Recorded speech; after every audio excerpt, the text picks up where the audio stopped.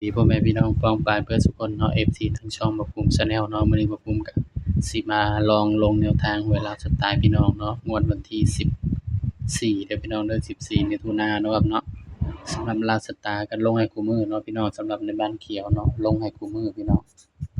สำหรับมื้อนี้ก็ปังเนาะพี่น้องเนาะสำหรับลาวสไตล์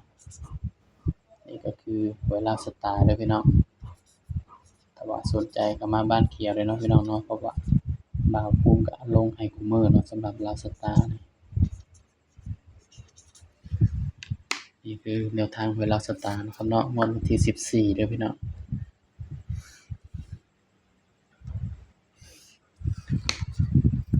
สำหรับลาวสไตล์นะครับเนาะสำหรับเด่นงวดนี้เนาะพี่น้อง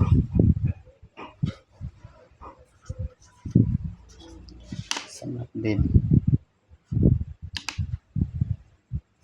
18 24สำหรับเด่นงวดนี้ให้เด่นไปที่3กับ4คือเก่าพี่น้องอย่างมื้อนี้ก็ออก3663เนาะพี่น้องเนาะ57กับ63เพิ่นว่ายังมาเด่น3กับ4อีกมันสิมาตัวเก่าบ่พี่น้อง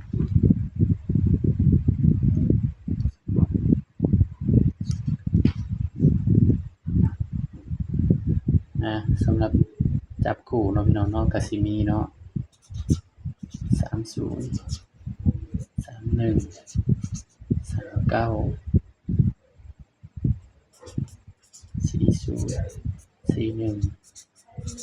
49นี่ก็คือแนวทางนะครับเด้อนี่ย้ำว่าตัวเลขเป็นเพียงแนวทางเนาะพี่น้องเนาะมีเข้ามีหลุดเนาะมักก็ตามบ่มักก็เลื่อนผ่านเนาะ829ชุด3ตัวมิดเดียว892พี่น้องย้ำว่าตัวเลขเป็นเพียงแนวทางนะครับเด้อมีเข้ามีหลุดพี่น้อง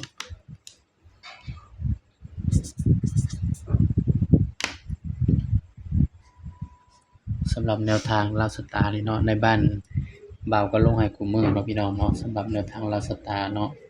ในบ้านเขียวแล้วก็ลงให้คุมื้อเด้อพี่น้องเด้อถ้าว่าสนใจก็แอดไลน์มาได้เนาะครับเนาะสำหรับคลิปนี้ก็ฝากพี่ๆส่ำนี้เนาะอย่าลืมกดไลค์กดแชร์กดติดตามช่องบ่าวภูมิชาแนลนี่เด้อพี่น้องเด้อสำหรับคลิปนี้ก็สวัสดีครับ